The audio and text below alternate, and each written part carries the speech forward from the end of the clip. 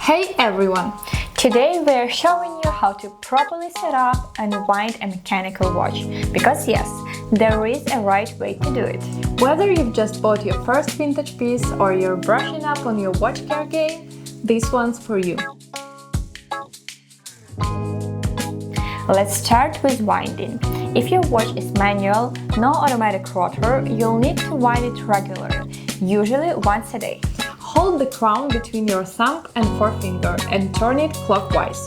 That's away from you.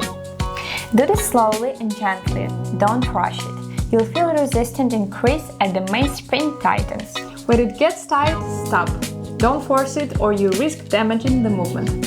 If your watch is automatic, you can still wind it manually, about 20 to 40 turns to give it a head start. But if you wear it daily, your wrist movement will keep it powered automatically.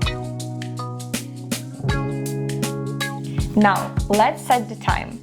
On this watch, it's simple. There are no complications, so when you pull the crown out, you immediately in the time setting position. Turn the hands clockwise to set the time. That's especially important on vintage watches. Some older movements can be damaged if you rotate the hands backward. If your watch does have a date or additional complications, there might be multiple crown positions. Usually, the first click adjusts the date and the second sets the time, but not always.